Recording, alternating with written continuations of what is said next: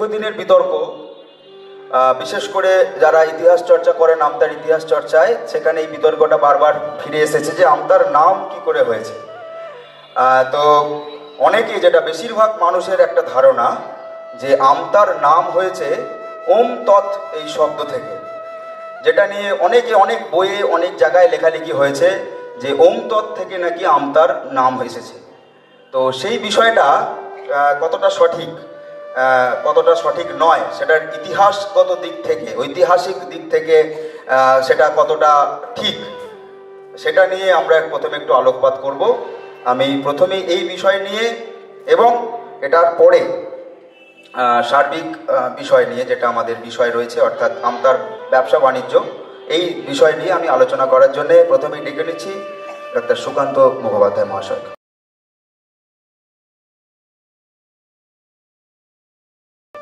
এই 19তম আমতা বই ও সংস্কৃতি মেলার যারা আয়োজক, তাদের আন্তরিক ধন্যবাদ জানাই এখানে এই ধরনের একটা সুন্দর অনুষ্ঠান করার জন্য এবং আমাদের ডাকার জন্য।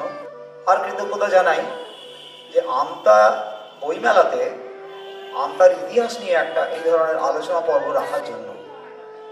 আমতা এই জায়গাটা কিন্তু বহু পুরনো জায়গা, হাওড়া জনপদ। এবার প্রথমে একটা কথা বলে রাখা ভালো, সেটা হচ্ছে যে আমাদের অনেকের ধারণা যে হাওড়া হচ্ছে 500 বছরের একটা শহর। এই ধারণাটা একদমই সর্বৈব ভুল। তার কারণ হাওড়া নামটা অনেক পরে আসলেও হাওড়া আগে মোগল আমলে পরগনার মধ্যে ছিল। হাওড়া নামটা এসছে অনেক পরে। আমি যতদূর খুঁজে পেয়েছি নিজে চেষ্টা করে, যে 1808 সালে হাওড়া নামের একটা হদিশ পাওয়া যাচ্ছে। তার আগে 1765 সাল নাগাদ একটা হাওড়া নামের হদিশ পাওয়া যাচ্ছে, কিন্তু সরকারি কাগজপত্রে হাওড়া নামের হদিশ মোটামুটি 1810-15 থেকে পাওয়া যাচ্ছে। যাই হোক, তো এই আমতা একটা হাওড়ার মধ্যে এখন জনপদ, কিন্তু আগে ছিল হুগলির আন্ডারে, তার আগে ছিল বর্ধমানের আন্ডারে। আমতা থেকে বর্ধমান যাওয়ার রাস্তা খুব সহজ পাওয়া যেত, তার উল্লেখ ইতিহাসে পাওয়া যায়।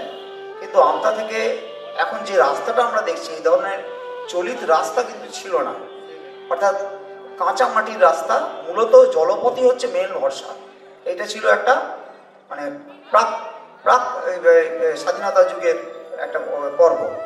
এখন এখান থেকে এখানে খুব অবাক হতে হয় যে এই ধরনের একটা জলা জঙ্গলে অধ্যুষিত জায়গা থেকে কিভাবে মানুষজন, নৌকোবে যারা ব্যবসা বাণিজ্য করতেন সেটা আলাদা কথা, কিন্তু যারা হাওড়াতে বিপ্লবী আন্দোলনে যোগ দিতে গেছেন, তারা সাইকেল করে গ্রামের ভেতর দিয়ে কিভাবে এই এতটা রাস্তা এখান থেকে হাওড়া ময়দান পৌঁছেছেন, খুবই বিস্ময়কর অতদিন আগেই।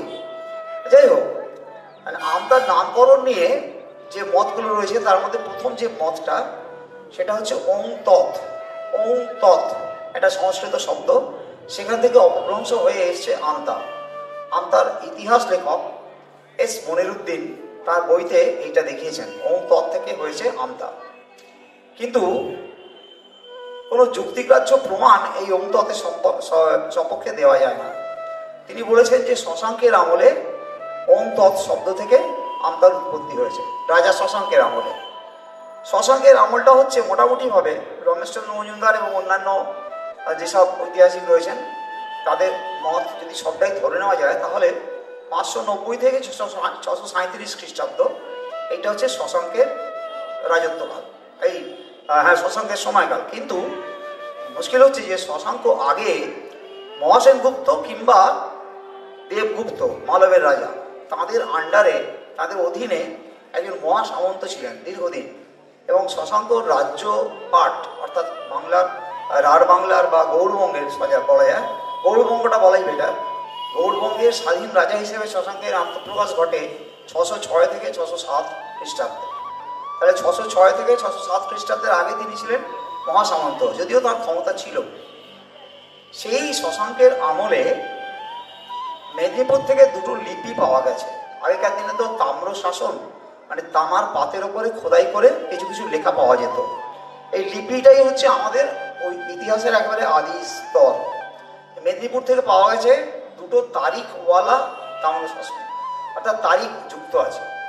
তারিখটা কিভাবে আছে, যে একটাতে রয়েছে শশাঙ্কের রাজত্বকালের 8ম রাজ্যাঙ্কে, আর একটাতে রয়েছে শশাঙ্কের রাজত্বকালের 10ম রাজ্যাঙ্কে পৌষ মাসের অত্র দিবসে, মানে তারিখ দেওয়া আছে। আরেকটা তাম্রশাসন পাওয়া গেল, সেটা হচ্ছে খড়গপুরের কাছে এগরা বলে একটা জায়গায়, ঠিক এগরায় নয়, এগরা থেকে 20 কিলোমিটার দূরে পাঁচরোল বলে একটা জায়গায়, সেই এগরা তাম্রশাসন, এটিকেই ঐতিহাসিকদের কয়েকজন বেশ ধরেছেন। মুশকিল হচ্ছে যে এই এগরা তাম্রশাসনটি তারিখবিহীন, অর্থাৎ কোনো তারিখ নেই। পাওয়া গেছিল কিন্তু এগরাতে। সেখানে কি বলা আছে, সেখানে ওম তৎ কথাটা আছে, কিন্তু তার অর্থ দীনেশচন্দ্র সরকার বঙ্গীয় সাহিত্য পরিষদের পত্রিকায় একবারে স্পষ্ট করে তুলে দিয়েছেন। সেটা হচ্ছে যে ওম তৎ এই কথাটার দ্বারা তিনি বোঝাতে চেয়েছেন, ওই লিপিতে যা বলা আছে সেটা হচ্ছে জনৈক দয়োতুং নামক ব্যক্তি, দয়োতুং নামক ব্যক্তি তিনি 100 দ্রোণ জমি, 100 দ্রোণ জমি বাবা মায়ের মঙ্গল কামনায় প্রার্থনা করছেন। এই কথাটা ওই এগরা তাম্রশাসনে লেখা আছে। দীনেশচন্দ্র সরকার সেটা আমাদের বঙ্গীয় সাহিত্য পরিষদের পত্রিকায় একেবারে পরিষ্কার করে দিয়ে দিয়েছেন। সেটা হচ্ছে 1387 বঙ্গাব্দের 8ম বর্ষ 4র্থ সংখ্যা। যদি কেউ পান তাহলে দেখে নিতে পারবেন। তাহলে দেখা গেল যে দয়োতুং 100 দ্রোণ জমি তার বাবা মায়ের মঙ্গলের জন্য কামনা করছেন, এর সঙ্গে আমতার কোনো সম্পর্ক নেই। 1 দ্রোণ মানে 1 থেকে 16 বিঘা, এই 16 বিঘা থেকে 20 বিঘা পর্যন্ত জমি। দ্রোণ, দ্রোণ শব্দের অর্থ তখন তাই ছিল। এটা হচ্ছে একটা দিক। আরেকটা দিক, আরেকটা কি বলে মত, সেটা পাওয়া যাচ্ছে যে অ্যান্টিক বয়েস ইউটিউব চ্যানেল, তারা দাবি করছে যে বর্ধমানের রাজা তেজেশচন্দ্র তিনি তার গুরুর কথা অনুযায়ী কোনো ব্রাহ্মণকে এই ওম তৎ নাম দিয়ে আমতা গ্রামটা দান করেছিলেন। এটাও কোনো ধোপে যুক্তিতে খাটে না, তার কারণ তেজেশচন্দ্রের জন্মই হয়েছে 1764 সালে, আমতা তো তার অনেক আগে রয়েছে। এই হচ্ছে দুটো ওম ততের ব্যাখ্যা গেল। তাহলে আমরা ওম তৎ নিয়ে যে দেখতে পেলাম যে ওম তৎ এই কথাটা যুক্তিতে আসছে না। এবার দেখা যাক হঠাৎ করে আমরা ওম তৎ নিয়ে মেতে পড়লাম কেন, ওম তৎ কোথায় পাওয়া যায়। ওম তৎ একটা সংস্কৃত শব্দ, যেটা গীতায় আছে। আসল শব্দটা হচ্ছে ওম তৎসৎ। এটা আমাদের গীতায় যে ব্যাখ্যা আছে সেটা হচ্ছে ওম হচ্ছেন ব্রহ্ম, ওম আমাদের প্রণব ধরি বা নাদ ব্রহ্ম, তৎ মানে হচ্ছে ব্রহ্ম বা পরম ব্রহ্ম, আর সৎ মানে হচ্ছে নারায়ণ, যিনি অবিনাশী। তাহলে ওম তৎসতের মূল কথাটা হচ্ছে সংস্কৃত ভাষ্য অনুযায়ী যে অবিনাশী ঈশ্বর, যাকে বিনাশ করা যায় না, সেই অবিনাশী ঈশ্বর এই জগৎ সৃষ্টিকর্তা, এবং তিনি সতত বিরাজমান, বা বলা যায় যে মানে তিনি, তার কোনো জন্ম মৃত্যু নেই বা তার কোনো ক্ষয় ভয় নেই, ইত্যাদি ইত্যাদি। সাধারণভাবে আমরা যদি বুঝতে পারি ওম তৎসৎ মানে হচ্ছে পরম পরম ব্রহ্ম বা পরমেশ্বর, যার পরমেশ্বর তাকে আমরা প্রণাম করি, সবসময় তাকে প্রণাম করি চলতে হবে। তিনি অবিনাশী এবং অবিনশ্বর। এই হচ্ছে ওম তৎসতের মানে। এটা পাওয়া যাচ্ছে কোথায়? গীতায় পাওয়া যাচ্ছে। বেশ, তাহলে ওম তৎ কোনো শব্দ হিসেবে ব্যবহার হয় না, ওম তৎসৎ ব্যবহার হবে। ওম তৎ বলে কোনো শব্দ আলাদা করে ব্যবহার হয় না, কোথাও পাওয়া যায় না। তাহলে এই যুক্তিটা ধোপে টিকছে না। ওম তৎসৎ দলিলের মাথায় আমরা যেমন শ্রী দুর্গা সহায় বা অনেক সময় শ্রী শ্রী কালী মাতা সহায় এরকম লিখে থাকি, সেরকম দলিল বা পুরনো দলিলের মাথায় অনেক সময় ওই ওম তৎসৎ শব্দের ব্যবহার দেখা যেত। দুটো মত হয়ে গেল। এবার আমরা চলে যাচ্ছি মধ্যযুগের আরেকটা মত বলে দিই। এটা হচ্ছে, অনেকে বললেন যে 1779 সালে জেমস রেনেলের যে ম্যাপ পাওয়া যায়, ম্যাপ অফ হিন্দুস্তান, যেটা ছাপা হয়েছিল 1781 সালে, সেখানে রেনেল সাহেব, যিনি ছিলেন আমাদের প্রথম, মানে বাংলাদেশের প্রথম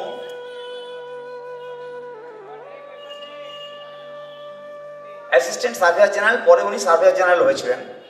তো ওনাকে দায়িত্ব দেওয়া হয়েছিল যে প্রথম দিকে এই আমাদের বাংলা, বিহার, আসাম এইসব জায়গাটা, তারপরে গোটা ভারতবর্ষ একটা ম্যাপ তৈরি করতে, জলে ঘুরে ঘুরে, মানে জলপথ দিয়ে যেতে। স্থলপথ তো তখন নেই বলতে গেলেই চলে, খুব কম, পাকা রাস্তা তো হয়ই। অনেক আগে রেলের কাজটা শুরু করেছিলেন অনেক কম বয়সে, 24 বছর বয়সে উনি এই পোস্টটা হোল্ড করতেন, এবং তিনি অনেক পরিশ্রম করে আমাদের হাওড়ার বেশ কিছু জায়গা তার এই ম্যাপের মধ্যে রয়েছে, যেমন উলুবেড়িয়া আছে, আমতা আছে, এরকম। কিন্তু বানানটা আছে OMPTAH, OMPTAH, ওমতা।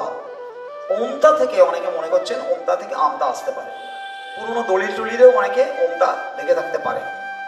কিন্তু আমরা কাজ করতে গিয়ে দেখেছি যে ইংরেজদের উচ্চারণ আমাদের বাংলাদেশে নানান রকম উচ্চারণ, উলুবেড়িয়ার 6টা উচ্চারণ এবং বানান আমি পেয়েছি, 6টা। একটা যেমন আমরা এখন করি ULUBERIA, আমি পেয়েছি OOLOBERIA, কোনটা OLOBERIA, এরকম 6 রকম উলুবেড়িয়া নামের বানান এবং উচ্চারণ পাওয়া গেছে, বিভিন্ন রকমের উচ্চারণ পাওয়া গেছে। তাহলে ওমতা থেকে আমতা আসবে এটা হতে পারে না, এবং 1779 সালে তো প্রশ্নই উঠছে না।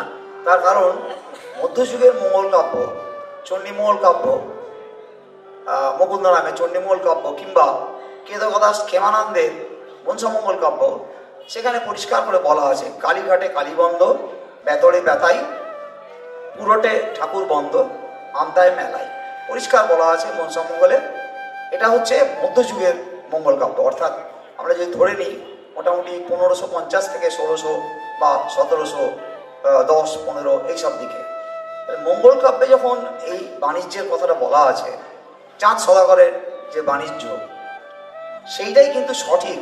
তার কারণ সপ্তগ্রাম একসময় ছিল বিখ্যাত বাণিজ্যের কেন্দ্র।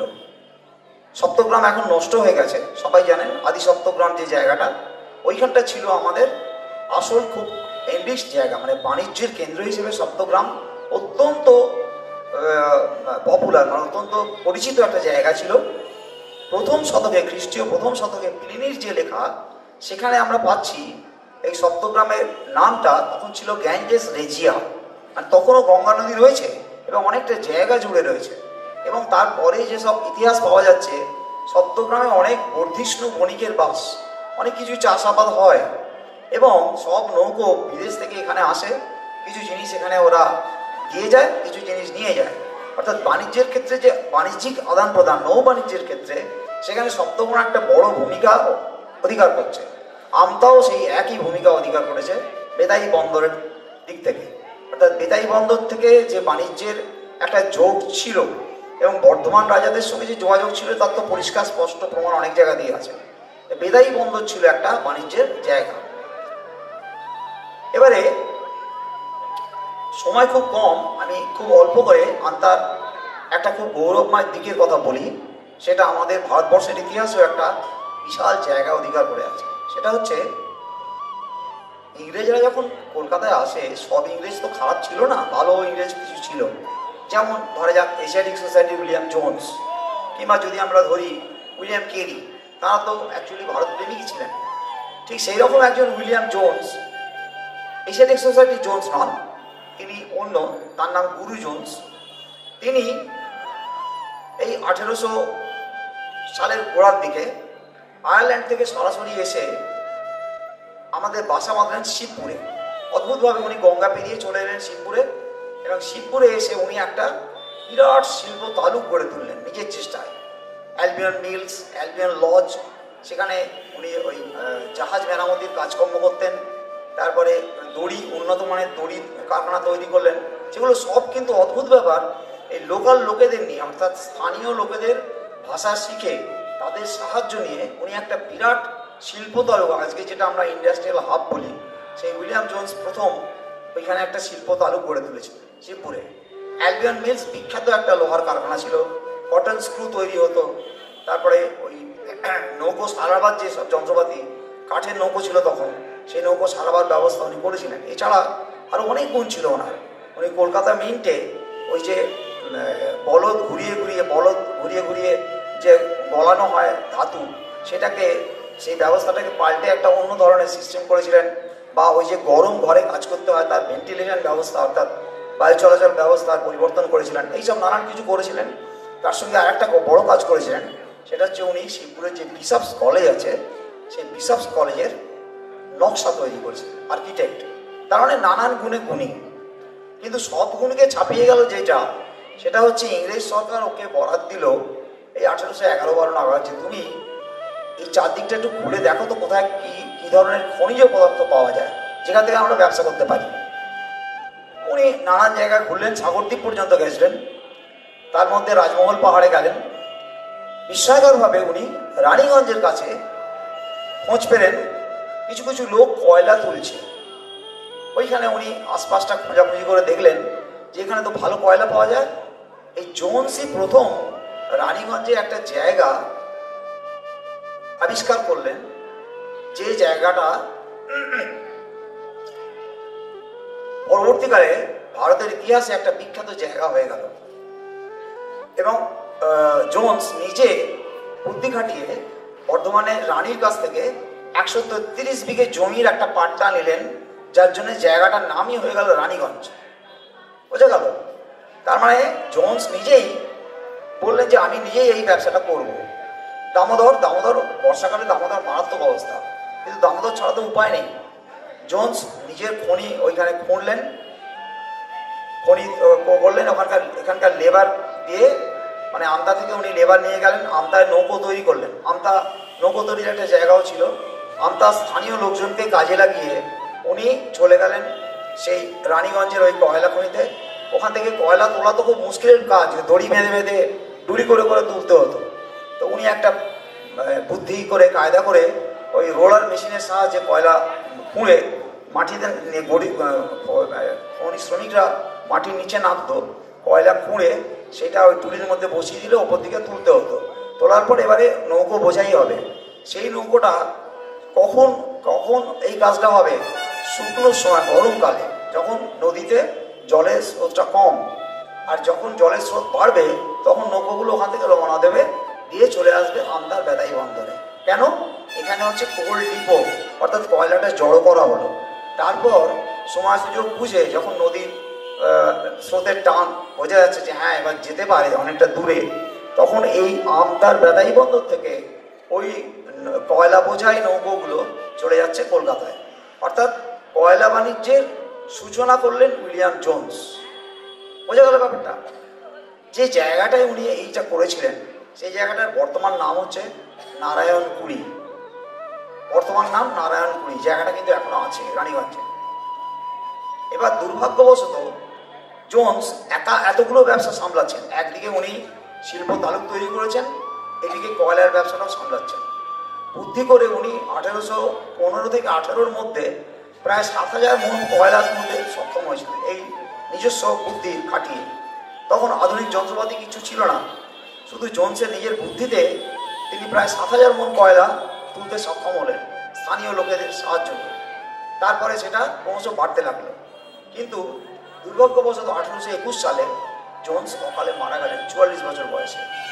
তার স্ত্রী অতই জলে পড়লেন। শিবপুরের ওই অত বড় শিল্প তালুক কে কিনবে? এই কয়লা খনি কে কিনবে?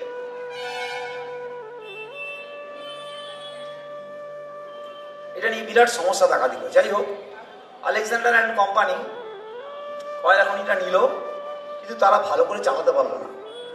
1837 সালে দ্বারকানাথ ঠাকুর 70,000 টাকায় পুরো কয়লা খনিটা কিনে নিলেন। জেমস, এই আমাদের উইলিয়াম জোন্সের স্ত্রী এবং পুত্র, সরকার তাদের দেখল না। তাদের কি অবস্থা হলো আমরা কেউ জানি না, কিন্তু তাকে বলা হয় ভারতে কয়লা খনির জনক, মানে কয়লা ব্যবসার জনক। এখনো পর্যন্ত এটা বলা হয় যে উইলিয়াম জোন্স হচ্ছেন ভারতে কয়লা ব্যবসার জনক। আমার বক্তব্যটা তো আমতা নিয়ে, তাহলে আমি উইলিয়াম জোন্স নিয়ে এত বকবক করছি কেন? করছি এই কারণে, মানুষটা শিবপুর থেকে নৌকোপথে আমতায় আসছেন, আমতায় মাঝি মাল্লাদের জোগাড় করছেন, নৌকো তৈরি করছেন, সেই নৌকো নিয়ে যাচ্ছেন রানীগঞ্জ, সেখান থেকে কয়লা তুলছেন, আবার আমতায় এনে ডিপোতে জমা করছেন। নদীতে যখন স্রোত, অনুকূল স্রোত, তখন সেই কয়লা কলকাতায় পাচার করছেন। অর্থাৎ ব্যবসার দিকটা উনি দেখিয়ে দিয়ে গেলেন যে এই কয়লার ব্যবসায় কত লাভ আছে। তখন উন্নতির যুগ, আস্তে আস্তে উন্নতি হচ্ছে। 1834 সালে দ্বারকানাথ ঠাকুর অত্যন্ত বুদ্ধিমান, তিনি চলে গেলেন ওখানে সোজা গিয়ে জায়গাটা দেখে উনি একবারে ওখানে কুঠি বাড়ি ফাড়ি সব বানিয়ে ফেললেন লোক লস্কর নিয়ে। ওনার তো ক্ষমতা অনেক, পয়সাও অনেক, 70,000 টাকা দিয়ে যিনি খনি কিনেছেন, তিনি করলেন কি বিদেশি কার কোম্পানির সঙ্গে একটা কোলাবোরেশন করে কার টেগোর অ্যান্ড কোম্পানি তৈরি করলেন। তারা ওই কয়লার ব্যবসাটা চালাতে লাগলো এবং শুনলে অবাক হয়ে যেতে হয় যে দ্বারকানাথের আন্ডারে প্রায় 200 থেকে 250 নৌকো এবং 9,000 লোক কাজ করত। 9,000 লোক। দ্বারকানাথও কিন্তু একই পদ্ধতিতে, ওই জোনসের পদ্ধতিতে আমদায় এনে বন্দরে কয়লার ডিপো তৈরি করতেন, মানে কয়লা ডিপো, কয়লা স্ট্যাগ হতো, মানে জমা হতো, তারপর সেগুলো চলে যেত কলকাতায়। বহু টাকা রোজগার করেছিলেন, বহু টাকা। 1846 সাল পর্যন্ত এটা চললো, কিন্তু কার্টেগর অ্যান্ড কোম্পানির অস্তিত্বটা মুছে যাওয়ার পর বেঙ্গল কোল কোম্পানি নাম হয়ে গেল, সেটা দ্বারকানাথের আমলেই। তারপর তো এখন ইসিএল অর্থাৎ ইস্টার্ন কোল ফিল্ডস সেই ব্যবসাটা নিয়েছে, আপনারা জানেন। মুশকিল হচ্ছে যে এই রেল আবিষ্কার হয়ে গেল, তখন এই আমদার গুরুত্বটা অনেকটা কমে গেল বেতাই বন্দরে। কেন না, রেল আবিষ্কার হওয়ার পরে রেলের লাইন চালু হতে লাগলো। রেল লাইন চালু হওয়ার পরে তখন ওই নদী বাণিজ্যের ব্যাপারটা আস্তে আস্তে কমে গেল অনেকটা। এবং দ্বারকানাথের আমলের পর থেকেই 1854 তো রেল চালু হয়েছে। রেল যত দ্রুত ফ্লারিশ করতে আরম্ভ করলো, তারপরে 1890 দশকের শেষ দিকটাতে চালু হলো মাটিন রেল, ছোট রেল। এটা করা হয়েছিল মূলত আমদা থেকে শ্রমিকরা যাতে সহজে শহর হাওড়ায় গিয়ে যাতায়াত করতে পারে। বার্ন, ব্রেথওয়েট এরকম জায়গা, গেস্টলিন উইলিয়ামস, ছোটো ছোটো অনেক কারখানা ছিল সেখানে। এই আমদা, আমাদের মসিরহাট বা বিভিন্ন জায়গা থেকে এইসব গ্রামের দিক থেকে লোক যারা যেতে পারে সহজে, সেই জন্যে এটা করা হয়েছিল। কিন্তু এই বেতাই বন্দরে আমি এবং প্রদীপবাবু দুজনেই অনেক খোঁজাখুঁজি করেও এখনো পর্যন্ত কিন্তু কোনো ওই কোল্ড ডিপোর সন্ধান পাইনি। এখানে একটা খুব দুঃখের কথা বলে আমি শেষ করবো আলোচনাটা, অনেকক্ষণ সময় নিই না। সেটা হচ্ছে যে দামোদরের বন্যা আমদার কাছে একটা বিভীষিকা। আমরা পুরনো গেজেটিয়ার থেকে দেখছি যে গ্রামের পর গ্রাম ধ্বংস হয়ে গেছে দামোদরের বন্যায়। 200 বছর আগেকার গেজেটিয়ারে যেসব নাম গ্রামের রয়েছে, পরের বন্যায় সেসব গ্রামের 8-10টা গ্রাম একেবারে ধূলিসাৎ হয়ে গেছে। এবং 1872 সালে Chandranath Banerjee an account of Howrah past and present যখন লিখলেন, তিনি আমতায় আসেননি, বোঝাই যাচ্ছে, কিন্তু তিনি লিখলেন যে আমতায় খুব উন্নত মানের মাটির বাসনপত্র তৈরি হয়। তার মানে তিনি খবর রাখতেন যে এখান থেকে মাটির বাসনপত্র হাওড়ায় চলাচল করতো। 1872 সাল, তখন কিন্তু রেল চালু হয়ে গেছে। তাহলে রেলপথে আমতার মাটির বাসন কোনোভাবে তিনি দেখেছেন হাওড়ায় পাওয়া যাচ্ছে। রেল চালু হওয়ার পর খুব দ্রুত উন্নতি হয়েছে ব্যবসা বাণিজ্যে। তো মোটামুটি এইখানে আমি শেষ করছি। এবার আমতা তাহলে নামের উৎপত্তির এটা মানে রহস্যটা কীভাবে নিরসন হবে সেটার ব্যাপারে তারাপদ সাঁতরা মশাই এক্ষণ পত্রিকায় 1969 সালে একটি প্রবন্ধে লিখেছিলেন যে আম প্লাস পোতা, পোতা মানে উঁচু জায়গা, আর যেখানে আম গাছের আধিক্য আছে, এই উঁচু জায়গায় আমবন বা আম গাছের আধিক্য থেকে এসছে আমতা নামটা, আম পোতা থেকে আমতা। 2001 সালে যখন উনি কৃত্তিবাস কলকাতা লিখলেন, সেখানেও একই বন্ধ দিয়েছিলেন, আম প্লাস পোতা সমান আমতা। কিন্তু এখানে আমার একটা কথা আছে, সেটা হচ্ছে যে আমাদের ভাষা কিন্তু বদলে যায়। আজকে আমরা যে ভাষায় কথা বলছি, আজ থেকে 100 বছর, 150 বছর বা 200 বছর আগে এরকম ভাষা কিন্তু ছিল না। আমরা যদি মঙ্গল কাব্যের ভাষায় যদি ধরি, তাহলে দেখা যাচ্ছে যে একটা জায়গায় লা কথাটা রয়েছে। লা মানে হচ্ছে ছেলে, কোনো জায়গায় বালা, বালা কথাটার মানে হচ্ছে ছেলে। লা মানে হচ্ছে নৌকো, নৌকো। এরকম নানা রকমের অদ্ভুত অদ্ভুত শব্দ, যেটা আমরা মানে মোগল আমল থেকে দেখেছি যে সত্যি সত্যিই কি আমতা ওই আমতা নামেই পরিচিত ছিল, এটা কিন্তু এখনো রহস্য রয়ে গেছে। সকলকে অসংখ্য ধন্যবাদ, নমস্কার। যদি কোনো প্রশ্ন থাকে আমাকে চট করে একটু বলে দিন। যদি কারো কোনো প্রশ্ন থাকে আপনারা দয়া করে একটু হাত তুলবেন, আমরা প্রশ্নে চলে যাব। আমরা পরেও প্রশ্ন নিতে পারি, আপনি এখন বসুন। আমরা শুনলাম এতক্ষণ ধরে সুকান্তবাবুর আলোচনা। সুকান্তবাবু অত্যন্ত সাবলীলভাবে, সহজভাবে আমাদেরকে জানালেন যে আমতার নামকরণ নিয়ে যে দীর্ঘদিনের বিতর্ক, সেই বিতর্কগুলো তো কী নিয়ে, এবং সাম্প্রতিককালে তারাপদবাবু যে মতামতটা দিয়েছেন সেটা আমরা পেলাম।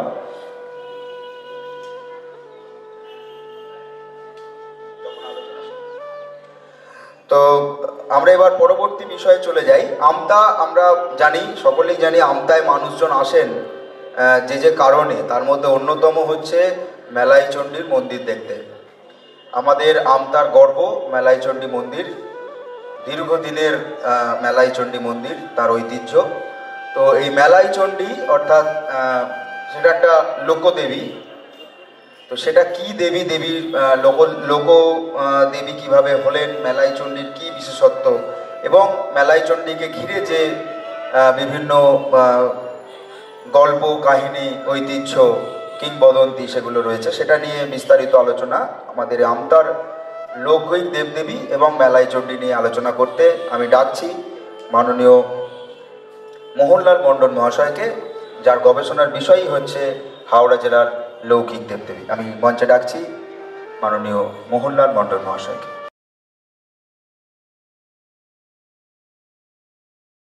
ওম দিব্যাং মেলাই চণ্ডীং প্রণম্যহম।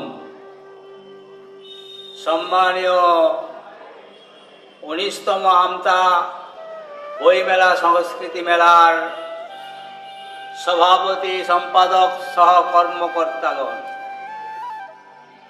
আমতা বইমেলাকে কেন্দ্র করে আমতা সম্পর্কিত স্থানীয় ইতিহাস পর্যালোচনার এই যে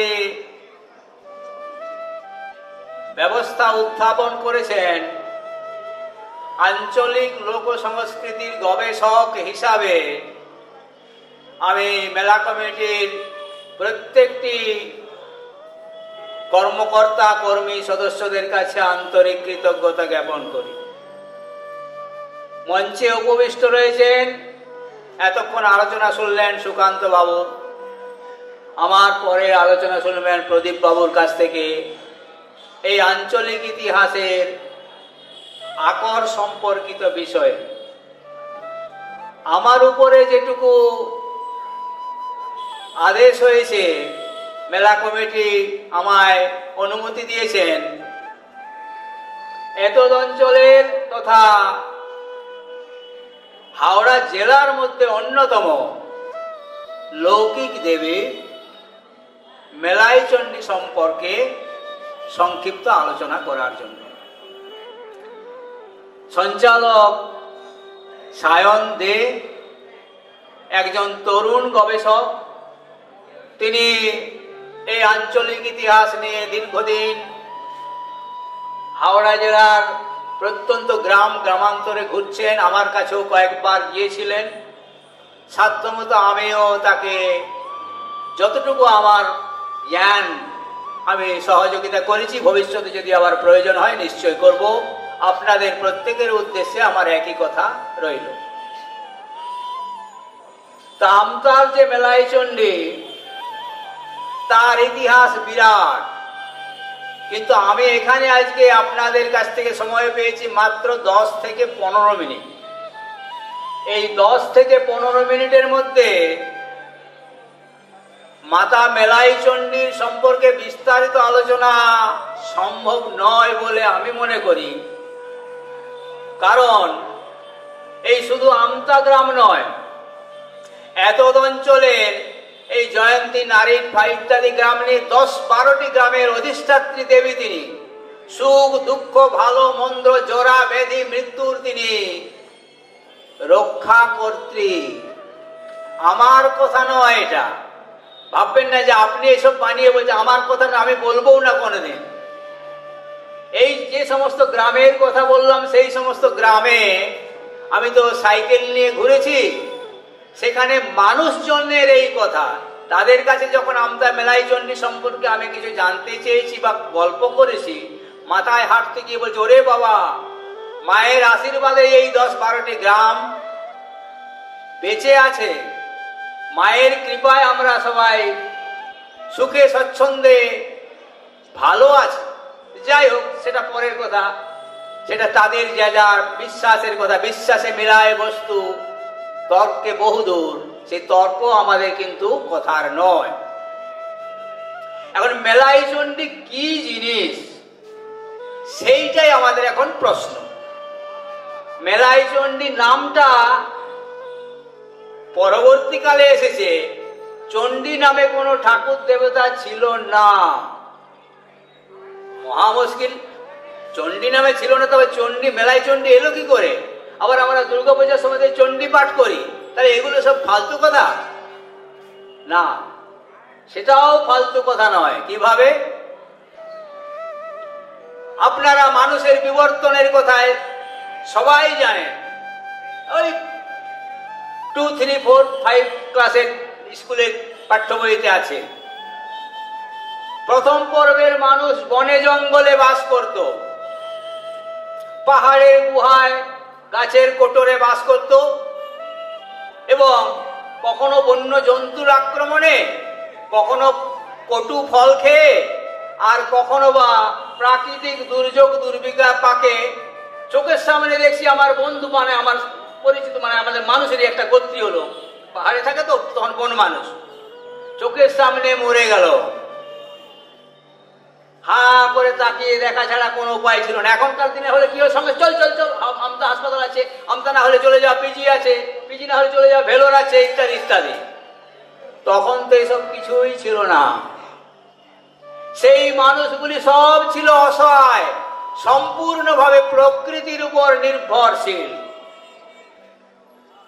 এইভাবে যখন তারা দেখছে মানুষগুলো মরছে, আবার কিছু মানুষ কিন্তু মরল না, বেঁচেও গেল, তখন তাদের মধ্যে একটা অনুভূতি হলো, মানুষ তো স্রষ্টার শ্রেষ্ঠ জীব, বনে জঙ্গলে থাকলেও কিন্তু তার যে মেধা বুদ্ধি সেটা কিন্তু বরাবরই, এতটা না থাকলেও কম হলেও ছিল। তখন তার মনে মনে একটা অনুভূতি হলো যে প্রকৃতির রুদ্ররোষের কারণে ওই ব্যক্তিটি মারা গেলেন, আর প্রকৃতি সন্তুষ্ট হওয়ার ফলে এই ব্যক্তি মারা গেলেন না। প্রকৃতির এক একটি শক্তিকে এক একটি দেবতা বলে তারা কল্পনা করলেন, মনের কল্পনা, কোনো বাস্তবে কিছুই নাও হতে পারে। কল্পনা করে কি করলেন, নিজেদের যে প্রিয় খাদ্য পানীয়, প্রিয় নাচ গান ইত্যাদি দিয়ে স্তব, তখন তার মন্ত্রফন্ত্র কিছু ছিল না, স্তব বলতে স্তবও ছিল না, ওই কৃচ্ছ সাধন ইত্যাদি করে তার সন্তুষ্ট করার চেষ্টা করলেন। এইভাবে করতে করতে দেখা গেল যে আপনা আপনি প্রাকৃতিক নিয়মে, যে তার জন্য হলো তার কোনো মানে বৈজ্ঞানিক ব্যাখ্যা নেই, তার মনে হলো যে এই স্তবটা করলাম বলে, এই যে কৃচ্ছ সাধনটা করলাম বলে দেবতা আমার প্রতি সন্তুষ্ট হলেন, যার ফলে এই বিপদ থেকে, এই মৃত্যু থেকে, অকাল মৃত্যু থেকে বাঁচতে পারল। তখন এই এক একটি প্রকৃতির দেবতা শক্তি এক একটি দেবতা হিসাবে আবির্ভূত হলেন আমার মানব সমাজে, তার আগে কোনো দেবতা ছিলেন না। এইভাবে লৌকিক দেব দেবীর প্রচলন ঘটল। যখন দেখলো যে হ্যাঁ সত্যিকার এইটা করার ফলে এই মানুষটা বেঁচে গেল, লৌকিক দেবদেবতার পূজা শুরু হয়ে গেল মানুষের প্রিয় খাদ্য পানীয় দিয়ে। সেই মানুষের প্রিয় খাদ্য পানীয়টা আজকে আবার কোথায় এসে দাঁড়িয়েছে জানেন? আপনারা সবাই জানেন, জয় মা ভ্যাট, অর্থাৎ পাঠার মাংস। আজকে মানুষের প্রিয় খাদ্য, আগে বলেছিলাম আমি, আজকে প্রিয় খাদ্য তো পাঠার মাংস। কিন্তু মা কালীর সামনে যদি আপনি বলে দিচ্ছেন পাঠাটা, মা কালী কি পাঠাটা খাচ্ছে? দুর্গা কি খাচ্ছে? মা কালী যদি জগৎ জননী জগদম্বা হয়, তিনি যদি আমার মা হয়, আপনার মা হয়, এই সমাজের রক্ষাকর্ত্রী হন, তাহলে তো পাঠা ছাগলটাও তো তিনি মা। তা পাঠা ছাগলের মাংসটা তিনি খেলেন, আর অন্য কারো খেলেন না, আমারটা খেলেন না, আপনাকে খেলেন না কেন? এইগুলি কিন্তু পরবর্তীকালে আমার মনে হয় কিছু সংখ্যক মানুষের ভুল বোঝানোর ফলে সমাজে এই রীতি প্রচলিত হয়েছে। তার জন্য আমি ক্ষমা প্রার্থী, আমি তার জন্য বারণ করতেও যাই না, কাউকে যাব না। যাক, যে কথা আমি বলেছিলাম, লৌকিক দেব দেবতার পুজো যখন শুরু হয়ে গেল, আগেই আমি বলেছি বিশ্বাসে মিলায় বস্তু তর্কে বহুদূর। আজকের বিজ্ঞানের জয়যাত্রা, বৈজ্ঞানিক অনেক কিছু আবিষ্কার, ওষুধ, হাসপাতাল, ইঞ্জেকশন ইত্যাদি ইত্যাদি সবকিছু হয়েছে। তা হলেও কি এই বাংলা ভারতবর্ষের বুক থেকে বা আমতার বুক থেকে ওই লৌকিক দেব দেবতার পূজাগুলি কি উঠে গিয়েছে? কোন বিজ্ঞান, কোন বৈজ্ঞানিক যুক্তি তর্ক কি এগুলি তুলে দিতে পেরেছে? তাহলে তো আমতার মেলায় চুরিটাই তো বন্ধ হয়ে যেত। যাই হোক, সেটাও আমার প্রশ্ন নয়। আমার প্রশ্ন আবার অন্য জায়গায়, যে লৌকিক দেব দেবীটা কিভাবে এলো? তারপরে মানুষ একটু সভ্য হয়ে গিয়েছে। এবারে ওই জঙ্গল থেকে এসে কিছুটা, গ্রাম ঠিক নয়, গ্রামের মতো কিছুটা বসবাস করতে শুরু করেছে, কিন্তু জঙ্গল পাশেই রয়েছে। সেই জঙ্গলে পশুর আক্রমণ যে কোনো মুহূর্তে হচ্ছে। সেই পশুকে মারার জন্য কি দরকার হলো? লাঠিটায় তো কাছে জিনিসটা মারতে পারবে, পাথর ছুঁড়ে মারতে লাগলো। পাথর ছুঁড়ে মারতে মারতে যখন ওই পশুটা পালিয়ে গেল, তখন দেখলো যে না, এই তো পাথর আমাকে বাঁচালো। এই পাথরের জন্য আজ আমার জীবন রক্ষা হলো। ওই হিংস্র পশুটাকে আমি বধ করতে, মানে তাড়িয়ে দিতে পারলাম। আরো পরবর্তীকালে আপনারা সবাই জানেন, প্রস্তর যুগ এসে গেল। ওই পাথরে পাথরে ঘষতে ঘষতে, ঠক ঠক ঠক ঠক করতে করতে কি এসে গেল? 2 ক্লাসে 2-3 ক্লাসে পড়ানো হয়, আপনারা জানেন তো সবাই। কি? আগুন আবিষ্কার হয়ে গেল। আগুন যখন আবিষ্কার হয়ে গেল, আনন্দে নেচে উঠলো সেই মানব সমাজ। কেন? এতদিন পর্যন্ত পশুর কাঁচা মাংস খেয়েছে, এখন ওই পাথর টুকরোতে আগুন জ্বেলে তাতে শুকনো ঘাস পালা দাও দাও করে আগুন জ্বলে যাচ্ছে। পশুর মাংসটা ঝলসে খাচ্ছে, অত্যন্ত সুস্বাদু, খেতে ভালো লাগছে। আর আগুনের তাপ নিলে ঠান্ডা শীত নিবারণ হচ্ছে। তাহলে পাথর আমাদের জীবন দিল, আমাদের খাদ্য দিচ্ছে। পরবর্তীকালে ওই পাথর, ভোঁচা পাথরগুলোকে শান দিয়ে দিয়ে ধারালো করে করে অস্ত্র তৈরি করা হলো, যে অস্ত্র দিয়ে ওই পশুকে বা বন্য জন্তুদেরকে সে পরাস্ত করতে পারল। তাহলে পাথর পূজার প্রয়োজন আছে। পাথরকে দেবতাকে এনে পূজা করলো। কি নাম? চণ্ডী নয়, কি নাম তাহলে? চান্ডী। নামটা হয়ে গেল চান্ডী। চান্ডীটা কি? শিলাখণ্ড, পাথর। এই চান্ডী থেকে পরবর্তীকালে মধ্যযুগে, তখন মানুষ অনেকটা সভ্য হয়ে গিয়েছে, রাস্তাঘাটও কিছু কিছু হয়েছে, জলপথ দিয়ে তো হয়েছে। আপনারা চণ্ডীমঙ্গল কাব্যে মুকুন্দরাম চক্রবর্তী পড়ে থাকবেন, শিকারের দেবী হয়ে গেলেন চণ্ডী। ওই চান্ডী থেকে পাথরটা হয়ে গেল, চান্ডী থেকে হয়ে গেল চণ্ডী। প্রমাণ কোথায় পাচ্ছেন? চণ্ডীমঙ্গল কাব্যে। কার দেবী? শিকারের দেবী। কে শিকারী? কালকেতু ব্যাধ, ধর্মকেতুর ছেলে কালকেতু ব্যাধ। অত্যন্ত পরিশ্রম। ফুল্লরার 12 মাস আপনারা পড়েছেন কবিতায়, মুকুন্দ নামে। ফুল্লরা 12 মাস ধরে তার কি জীবন যন্ত্রণায় যে কাটায়। ওই ভাত খাবার মাটির থালা বাসনটাও নেই, আমানি রাখার গর্ত মাটিতে, আমানি মানে ফ্যান ভাতটা রাখতো, পরের দিনে সেইটা মুখ দিয়ে চুমুক দিয়ে খেতে হতো। এইরকম করে তাদের জীবনযাত্রার কাহিনী সবাই আপনারা পড়েছেন। ফুল্লরার 12 মাসটা যদি না পড়ে থাকেন পড়ে নেবেন, লাইব্রেরিতে বই আছে। এই যে কালকেতু কিন্তু ওই শিকারের দেবী চণ্ডীর প্রতি তার ভীষণ অনুরাগ। তাকে স্মরণ করেই শিকারটায় যায়, তাকে স্মরণ করে গেলেই তবে তার শিকারটা সম্ভব হয়। অর্থাৎ পশু মেরে নিয়ে আসে, বউকে দেয় ফুল্লরাকে, ফুল্লরা কুচিয়ে কুচিয়ে মাংস কেটে বাজারে বিক্রি করে চাল ডাল নিয়ে আসে। আর যেদিনে পেল না, পাশের বাড়ি থেকে অল্প খুদ চাল ধার করে নিয়ে এসে কোনোমতে দিন কাটায়। কিন্তু ওই যে পাথর, ওই যে দেবী, তাকে কিন্তু কোনোদিন সে ভোলেনি। একদিন সকালবেলায় ভোরবেলায় তার নাম নিয়ে গিয়েছে শিকার করতে রাস্তায়। গোসাপ পড়ে আছে রাস্তার ধারে, গোসাপ, গোসাপ জানেন তো, গড়গেল, গড়গেল যাকে বলেন লোকাল ভাষায়, গোসাপ পড়ে আছে। ওরে বাবা, অযাত্রা অযাত্রা অযাত্রা।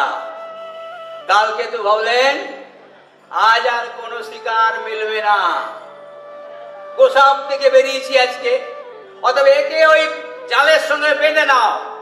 যদি আজকে শিকার না পাই, যদি আজকে মাংস বিক্রি করার জন্য ফুল্লরা বাজারে যেতে না পায়, এই গোসাপটাকেই পুড়িয়ে খাবো। জঙ্গলে জঙ্গলে সারাদিন ঘোরাঘুরি করে একটাও কোনো পশু শিকার করতে পারলেন না। ক্লান্ত হয়ে সন্ধ্যাবেলায় বাড়ি ফিরে এলেন।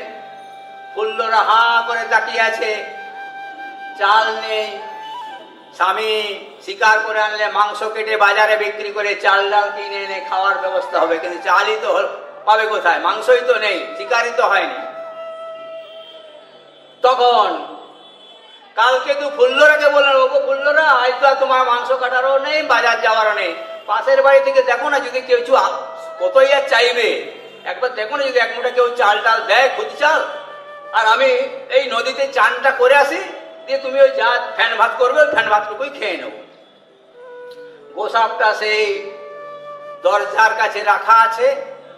ফুল্লরা চলে গিয়েছেন পাশের বাড়িতে চাল ধার করতে, কালকে তো চলে গিয়েছে নদীতে চান করতে।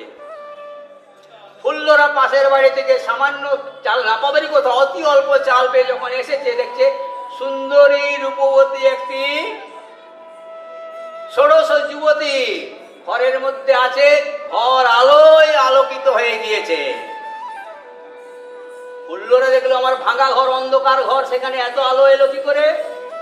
সংক্ষেপে তো বলো, তুমি কে মা? না, তোমার স্বামী তো আমাকে ধরে নিয়ে এসছে, তোমার স্বামী তো আমাকে ভালোবেসে নিয়ে এসছে, একা থাকতে পারে না, আমি তাই তোমার স্বামীর কাছে এলাম। এ ভাবলো কি, তখনকার দিনে তো বহু বিবাহ প্রচলন ছিল, তাহলে কি আমার স্বামী অন্য কোনো মেয়ে বউকে নিয়ে এলো নাকি, ইত্যাদি ইত্যাদি। সঙ্গে সঙ্গে ছুটি সেই নদীতে চান করতে, যেখানে কালকে চান করতে গেছিল। তুমি কাকে ধরে নিয়ে এসছো আমাদের বাড়িতে এই বয়সে? না, কি কি হয়েছে, কি হয়েছে? এসে দেখে সুন্দরী রূপবতী মা। তুমি কে মা? তোমার পরিচয় দাও। যখনই বলি তুমি কে মা, এই কথাটা বলার সঙ্গে সঙ্গে কিন্তু ফুল্লরার মনে যে সন্দেহটা ছিল, সেই সন্দেহটা দূর হয়ে গেল। তখন সেই দেবী চণ্ডী অদৃশ্য হয়ে গেলেন, স্বপ্নাদেশ দিলেন, তোমার স্তবে, তোমার ভক্তিতে, তোমার চিন্তায়, তোমার কর্মে, তোমার সততায় আমি তুষ্ট হয়েছি। যাও গুজরাট নগরে গিয়ে 7 ঘোড়া ধন পাবে, সেই ধন দিয়ে তুমি বিরাট রাজ্য করো এবং সেখানে আমার মন্দির তৈরি করো, সেই মন্দির হবে চণ্ডীর মন্দির। আবার গণরাম চক্রবর্তী চণ্ডী মঙ্গল কাব্যে আপনারা দেখেছেন, সেটা অন্য চণ্ডী। চণ্ডী অনেক আছে, এই হাওড়া জেলাতে অনেক চণ্ডী আছে, হাট চণ্ডী, কুলাই চণ্ডী, মোগরাই চণ্ডী, অনেক চণ্ডী আছে। সেই চণ্ডীটা কি? সেই চণ্ডীটা হলো মঙ্গল চণ্ডী। ধনপতি সদাগরের 2 বউ, লহনা খুল্লনা। লহনা বড়টি আর খুল্লনা ছোট বউ, তাকে খুব হিংসা করে বড় বউ। কিন্তু লহনা ওই চণ্ডীর পূজা না করে জলস্পর্শ করে না। তো ধনপতি সদাগর যখন যাচ্ছেন বাণিজ্য করতে, তখন সেই চণ্ডীটা নিয়ে, চণ্ডীর ফুলটা নিয়ে তার মাথায় ঠেকিয়ে দিল, স্বামী তুমি মায়ের ফুল দিলাম তোমার মাথায়, তুমি নির্বিঘ্নে বাণিজ্যে যাবে। আরে রাখো তোমার মা। লাথি মেরে দিলেন সেই চণ্ডীর ঘরটায়। অহংকারে মত্ত হয়ে ধনপতি সদাগর চলে গেলেন ব্যবসা বাণিজ্য করতে। তারপরের ঘটনা আপনারা সবাই জানেন। সেই নৌকা ডুবি হয়ে গেল, জাহাজ ডুবি হয়ে গেল, প্রচন্ড তার মৃত্যুর সঙ্গে লড়াই করে কোনো মতে ফিরে এলো। সে এসে বলল, লহনা তুমি আমায় ক্ষমা করো, আর তোমার চণ্ডীর কাছে আমি আমার আত্মনিবেদন করলাম, আমায় যেন তিনি ক্ষমা করে দেন। সেই যে শিকারের দেবী চণ্ডী আজকে হয়ে গেল বাণিজ্যের দেবী চণ্ডী, আর আমতার যে মেলায় চণ্ডী সেটি হচ্ছে বাণিজ্যেরই দেবী চণ্ডীর কথা। চণ্ডীর বিস্তারিত কাহিনী নিশ্চয়ই আমার এই বই থেকে সব আপনারা পড়ে নিয়েছেন। আমতার মেলায় চণ্ডী পড়েছেন তো? আমি সেই কাহিনীটা আর বেশি আপনাদের সামনে বলবো না। এছাড়াও এই মেলাই চণ্ডীর কাহিনীকে নিয়ে আমতার যে বিরাট ইতিহাস, আমতার যে প্রচার, একটু আগে সুকান্ত বাবুই তো বললেন আমতার মেলাই বন্দিয়া, আর সব ঠাকুরের বন্দনা করা আছে যেখানে যা ঠাকুর আছে। তো সেই জন্যে আমতা বিশেষভাবে পরিচিতি লাভ করেছে, শুধু আমাদের হাওড়া জেলা নয়, সারা পশ্চিমবঙ্গে এই মেলাই চণ্ডী নাম সুবিদিত। সেই মেলাই চণ্ডীর পূজাটা সম্পর্কে আমি 2 মিনিট বলিনি, আপনারা জানেন সবাই, তাও 2 মিনিট বলবো। কেন জানেন? আচ্ছা লোক বলেন যে এখানে নাকি সতীর মালাই চাকি পড়েছিল, মালাই চাকি মানে হাঁটু, তাই জন্য নাম হয়েছে মালাই চণ্ডী। অত্যন্ত বিনীত ভাবে আমি জানাচ্ছি যে মালাই বলে কোনো সতীর দেহের অংশ এখানে পড়েনি। তাহলে 51 পীঠের যে তালিকা আছে, সেই 51 পীঠের তালিকায় আমতার নাম থাকতো। নলপুর আছে, যেখানে কালীঘাট আছে, সবকিছু আছে, তাহলে আমতা রইল না কেন? অত ওটা নয়। তাহলে কি মেলাই চণ্ডী? মেলাটা কি? তখনকার দিনে বৌদ্ধ সংস্কৃতি ছিল, আগেকার দিনে সেই বৌদ্ধদের বুদ্ধ পূর্ণিমা মানে বৈশাখী পূর্ণিমা অত্যন্ত পুণ্য দিন ছিল সবার কাছে। আর সেই বৌদ্ধদের যুগ থেকে আজকের যুগে বৌদ্ধ না হলেও আজকেও কিন্তু আমরা বৈশাখ মাসটাকে আমরা নিষ্ঠার সঙ্গে পালন করি এবং নববর্ষ হিসাবে পালন করি। আর বুদ্ধ পূর্ণিমাটাকে অত্যন্ত আমরা পুণ্য দিন বলে মনে করি। সেই বুদ্ধ পূর্ণিমার দিনে ওই জয়ন্তী গ্রাম থেকে, ওই ধান ক্ষেতের মধ্য থেকে দেবীকে নিয়ে এসে এই আমতা গ্রামে মেলা বসিয়ে তিনি জটাধারী চক্রবর্তী মেলা বসিয়ে তার প্রতিষ্ঠা করলেন। এই 12টি গ্রামের কথা যে আমি বলে গেলাম, 12টি গ্রামের মানুষ দলে দলে চলো চলো চলো, কোথায় যাচ্ছ গো, কোথায় যাচ্ছ গো? মেলায় যাচ্ছি, চণ্ডী মেলা, চণ্ডী মেলা, মেলায় চলো চণ্ডী মেলা।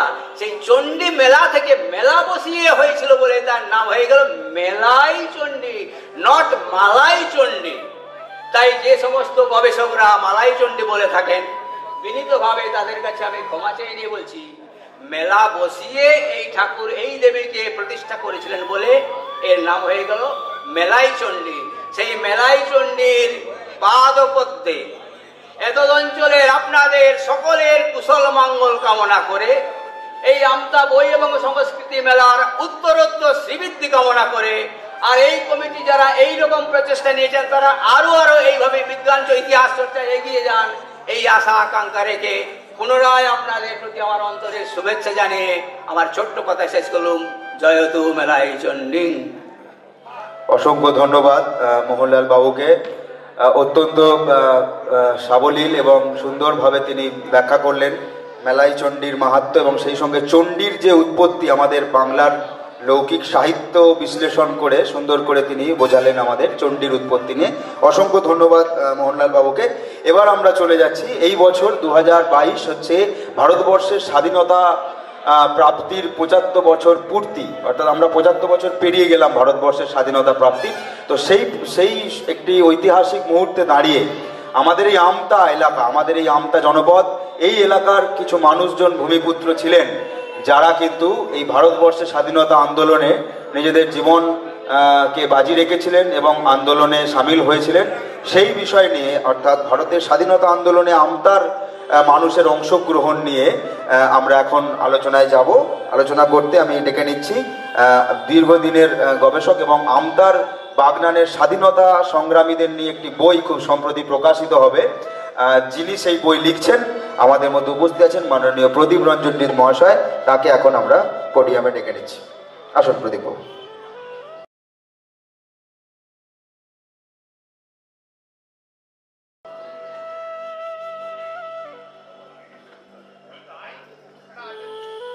মঞ্চে উপবিষ্ট মোহনবাবু এবং মঞ্চের সামনে উপবিষ্ট সারস্বত ব্যক্তিবর্গ, প্রথমেই ধন্যবাদ আমতা বইমেলা কমিটিকে এরকম একটি সেমিনার অর্থাৎ আঞ্চলিক ইতিহাসের ওপর আলোচনা চক্র এই বিষয়টিকে অন্তর্ভুক্ত করার জন্য।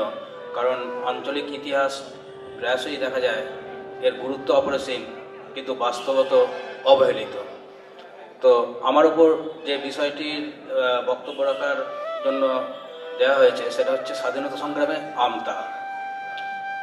সময় খুব সংক্ষিপ্ত, আমি বুড়িশোয়ার মতন শুধু কিছু কথা বলে যাব। যারা বিস্তৃত জানতে চান সায়ন ভাই, সঞ্চালক সায়ন ভাই বলেইছেন যে কিছুদিনের মধ্যেই একটা গ্রন্থ প্রকাশিত হবে আমারই গবেষণা প্রণীত আমতাবাগ, স্বাধীনতা সংগ্রামে আমতাবাগনান, সেখানে বিস্তৃত তথ্য পাওয়া যাবে। তো আপনারা জানেন ভারতবর্ষ দীর্ঘকাল ব্রিটিশদের পরাধীনতার শৃঙ্খলা আবদ্ধ ছিল। ব্রিটিশরা এসেছিল সেই ইস্ট ইন্ডিয়া কোম্পানির রূপে বাণিজ্য করতে, আর তারপর কালক্রমে বণিকের মানদণ্ড দেখা দিল রাজদণ্ড রূপে। ওই বণিক ইংরাজ তারাই হয়ে গেল ভারতের দণ্ডমুণ্ডের কর্তা, ভারত ভাগ্য বিধাতা।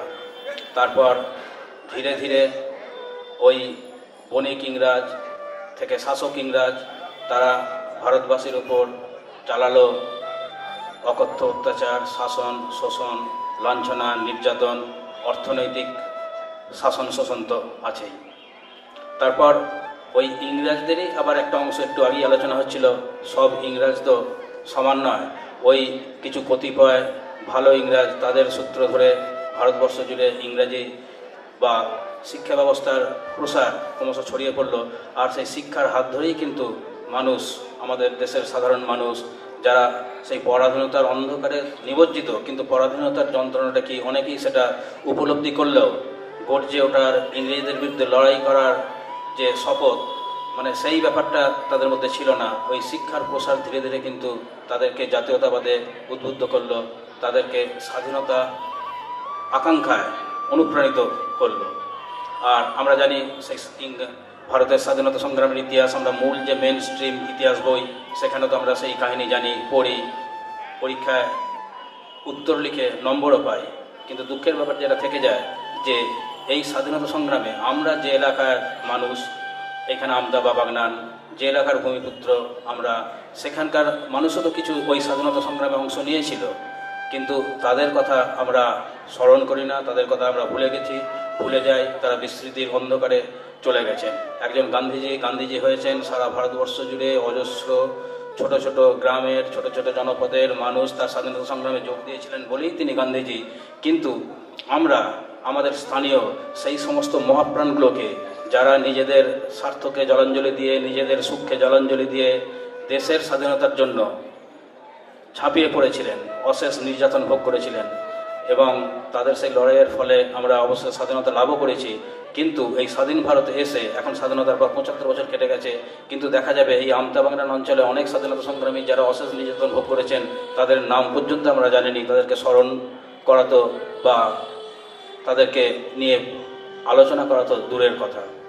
সেই কারণেই দেখতে গেলে পর আমি আমতা এবং বাগনান, এখানকার যারা স্বাধীনতা সংগ্রামী, এখানকার স্বাধীনতা সংগ্রামের ইতিবৃত্ত, সেটাকে নিয়ে একটা গ্রন্থ প্রণয়নে উদ্বুদ্ধ হই, এবং সেটা পাণ্ডুলিপি ঠিকই হয়ে গেছে। যাই হোক, এখানে মূলত আমতা যে জনপদ, এই জনপদের মানুষজন ওই স্বাধীনতা সংগ্রামে কীভাবে রিয়াক্ট করেছিল, তাদের অংশগ্রহণ কেমন ছিল, কারা অংশগ্রহণ করেছিলেন, সেই নিয়ে দু চারটি কথা। তো 1900 সালের আগে পর্যন্ত এই আমতা অঞ্চলের মানুষজন স্বাধীনতা সংগ্রামে প্রত্যক্ষভাবে কোনো অংশগ্রহণ করেছেন এরকম কিন্তু প্রমাণ নেই। আমরা জানি যে 1857 সালে যে সিপাহী বিদ্রোহ হয়েছিল, ওই সিপাহী বিদ্রোহকেই ধরা হয় ভারতের স্বাধীনতা সংগ্রাম, প্রথম স্বাধীনতা সংগ্রাম। এ নিয়ে বিতর্ক হয়তো আছে, কিন্তু মোটামুটিভাবে বেশিরভাগজন যেটা স্বীকার করেন সেটা হচ্ছে ভারতের প্রথম স্বাধীনতা সংগ্রাম হচ্ছে এই সিপাহী বিদ্রোহ। এই সিপাহী বিদ্রোহে আমাদের এই আমতা অঞ্চলের লোকের কোনো ভূমিকা বা অংশগ্রহণ ছিল কি না তার কোনো প্রমাণ ইতিহাসে নেই। তবে থাকতে যে একেবারে পারে না সেটাও আমরা উড়িয়ে দিতে পারি না। তার কারণ সিপাহী বিদ্রোহের অন্যতম প্রধান সৈনিক যে নানা সাহেব, তিনি কিন্তু আত্মগোপন করেছিলেন এখান থেকে খুব বেশি দূরে নয়, আন্দুলে এক জায়গায় তিনি আত্মগোপন করেছিলেন। তা সিপাহী বিদ্রোহের অন্যতম প্রধান নায়ক, অন্যতম প্রধান সেনাপতি, অন্যতম প্রধান কারিগর, তিনি এখান থেকে খুব বেশি দূরে নয়, আন্দুলে আত্মগোপন করছেন জনৈক একজন মানে শুভাকাঙ্ক্ষীর বাড়িতে। তো এই তথ্য তো পাওয়া যাচ্ছে। তাহলে এই আমতার কোনো লোক ওই সিপাহী বিদ্রোহে থাকতে পারবেন না বা ছিলেন না, এটা একেবারে উড়িয়ে দেওয়া যায় না। তারও আগে আরও দুটো কথা বলি। 1862 সালে 5 মার্চ 82 সোমপ্রকাশ পত্রিকায় একটা লেখা দেখা যাচ্ছে, হাওড়ার রেলওয়ে স্টেশনে 1200 মজুর মানে একটা কর্মত্যাগ করেছিলেন ইংরেজদের বিরুদ্ধে, বা তখনকার যারা শাসক। এই যে ছোট ছোট বিদ্রোহ বা ছোট ছোট এগুলোও তো স্বাধীনতাকামী মানুষের আন্দোলন। 1200 শ্রমিক কিন্তু সেই কর্মবিরতিতে অংশ নিয়েছিলেন। তো হাওড়ায় যদি 1200 শ্রমিক একটা কর্মবিরতিতে অংশ নেন তৎকালীন শাসকদের বিরুদ্ধে, তো তার মধ্যে আমতার লোক থেকে যাওয়াটাও কিন্তু খুব একটা অস্বাভাবিক নয়। ঠিক একইভাবে আরেকটু পরে 2/11/1956 সংবাদ ভাস্কর পত্রিকাতেও কিন্তু হাওড়াতে 100 নৌকার কর্মবিরতির কথা আমরা একটা পাই। একটু আগে সুকান্তবাবু বলছিলেন তখন তো জলপথেই সব কিছু চলতো। তো আমাদের এই আমতা ছিল এর একটা পীঠস্থান নৌকা তৈরি, এবং এই আমতায় তৈরি নৌকা নিয়েই সেই জোন সাহেব নিয়ে যেতেন রানীগঞ্জে, সেখান থেকে তিনি কয়লা আনতেন। তা ওই 1856 সাল নাগাদ যদি নৌকা বিদ্রোহ একটা ঘটে থাকে, বহু 100 বা তারও বেশি নৌকার মালিক তারা যদি কোনো একটা বন্ধ বা স্ট্রাইকে অংশগ্রহণ করেন, তাহলে সেখানে আমতার কারো থেকে যাওয়াটা অসম্ভব কিছু নয়। ঠিক একইভাবে 23/3/88 স্টেটসম্যান পত্রিকায় একটা খবর, একটা লাইন শুধু পড়ছি, এখানে বিশেষ সময় নেই। সেই খবরে লেখা হচ্ছে, we learn by telegram from a correspondent of Uluberia. ওই ওলোবেরিয়া বানানটা যেটা আমাদের সুকান্তবাবু বলে গেলেন OLA, যাই হোক, এই এখনকার ওলোবেরিয়া বানান তখন ব্যবহার হতো না। That the inhabitants of the place had assembled in a public meeting two protest against the Calcutta meeting in honour of Lord Dublin. Lord Dublin যখন তার অনারে একটা অনুষ্ঠান হয়েছিল, তার প্রোটেস্টে উলুবেরিয়াতে একটা জনসমাগম হচ্ছে, একটা মানুষজন একটা বিদ্রোহ ঘোষণা করছে উলুবেরিয়াতে, এবং বহু মানুষ সেখানে অংশ নিচ্ছে। তা এটাও একটা তো এক ধরনের স্বাধীনতা সংগ্রামেরই অংশ। তা সেখানে উলুবেরিয়া যদি এত বড় ঘটনা ঘটে, স্টেটসম্যান সেটা অত্যন্ত গুরুত্ব সহকারে প্রকাশ করে, সেখানেও কিন্তু আমতার লোক থেকে থাকাটা অসম্ভব ছিল না। যাই হোক, এটা 1900 সালের আগে পর্যন্ত আমাদের প্রত্যক্ষভাবে আমতার লোক স্বাধীনতা সংগ্রামে অংশগ্রহণ করেছেন কিনা তার ডকুমেন্টের কিছু না থাকলেও এই সমস্ত ঘটনার পরিপ্রেক্ষিতে আমরা বলতে পারি, যেখানে কয়েকশো শতাধিক নৌকা অংশগ্রহণ করছে আন্দোলনেতে, যেখানে 1200 শ্রমিক অংশগ্রহণ করছে হাওড়ায়, যেখানে শত শত মানুষ অ্যাসেম্বল হচ্ছে, জমায়েত হচ্ছে উলুবেরিয়াতে, তা তাদের নাম তো ইতিহাসে লেখা নেই। তা সেখানেতে আমাদের আমতার মানুষ থেকে যাওয়াটা অসম্ভব কিছু নয়। যাই হোক, আমাদের এখানেতে স্বাধীনতা আন্দোলনের প্রভাবটা খুব বেশি করে ছড়িয়ে পড়তে লাগলো 1905 সাল বা তার পরবর্তী সময়ে বঙ্গভঙ্গ আন্দোলনকে কেন্দ্র করে, এবং এই ছড়িয়ে যাওয়ার পেছনে কিন্তু ওই রেলপথ এর একটা গুরুত্বপূর্ণ ভূমিকা আছে। দুটো রেলপথ, একটা হচ্ছে ওইদিকে বাগনান যে রেলটা সাউথ ইস্টার্ন রেলওয়ে চলে গেছে, তখন অন্য নাম ছিল, তো ওইটা একটা পথ, ওটা অনেকদিন আগেই তৈরি হয়ে গেছে। ওইটা তৈরি হওয়ার পরই কিন্তু আমতার গুরুত্বটা খুব কমে যায়, যেটা সুকান্তবাবু বলেছেন, কারণ ওই রেলপথের মাধ্যমে যাতায়াত ব্যবস্থা শুরু হয়ে যাওয়ার পর ওই নৌকা পথে রানীগঞ্জের কয়লা আসার ব্যাপারটা পথটা নৌকা পথে কয়লা আসার ব্যাপারটা প্রায় বন্ধ হয়ে যায়, এবং তখন আমতা বন্দরের গুরুত্ব অনেক কমে যায়। যাই হোক, ওই রেলপথ এবং 1897-98 সাল নাগাদ শুরু হওয়া যে মার্টিন রেল, এই দিক দিয়ে সরাসরি আমতা থেকে যোগ, এই দুটি রেলপথ কিন্তু একটা স্বাধীনতা সংগ্রামে কিছুটা উদ্দীপকের ভূমিকা বা নেপথ্য একটা রিজেন্টের ভূমিকা পালন করেছে। কারণ এখান থেকে বহু মানুষজন শহরে যেতে শুরু করলো, এবং শহরে গিয়ে এই যে স্বাধীনতাকামী ভাবধারা, স্বাধীনতার ভাবধারা, স্বদেশ জাতীয়তাবাদ, সেগুলো কিন্তু ওই ট্রেনের মাধ্যমে আমাদের গ্রামাঞ্চলে এসে পৌঁছতে শুরু করলো। এবং তখন থেকেই কিন্তু আমরা দেখতে পাই আমাদের আমতা বা বাগনান অঞ্চলের, আমি আমতাই এখন বলছি যেহেতু আমার এখন আলোচ্য বিষয়বস্তু আমতা, এখানকার লোকজন কিন্তু স্বাধীনতা আন্দোলনে যোগ দিতে শুরু করলো। একটা ছোট জনপদের ভৌগোলিক একটা কেন্দ্র আমতা, তো এটার স্বাধীনতা সংগ্রামে কারা অংশ নিয়েছেন এটা বলতে গেলে তিনটি ব্যাপার বলতে হয়। এক হচ্ছে এখানকার ভূমিপুত্র যারা অংশ নিয়েছেন এখানে থেকেই, দুই হচ্ছে এখানকার ভূমিপুত্র অংশ নিয়েছে স্বাধীনতা সংগ্রামে, কিন্তু তাদের স্বাধীনতা সংগ্রামের কর্মক্ষেত্রটা ছিল কিন্তু আমতা নয়, বাইরে। আর একটা হচ্ছে বাইরের লোক যারা এসে এখানে স্বাধীনতা সংগ্রামকে প্রণোদিত করেছে। আবার স্বাধীনতা সংগ্রামের দুটো তো ধারা আমরা জানি, একটা চরমপন্থী, একটা নরমপন্থী। তো আমাদের এই আমতার ক্ষেত্রে ওই চরমপন্থী ধারাটা কিন্তু বেশ ভালো রকমই বিকাশ লাভ করেছিল।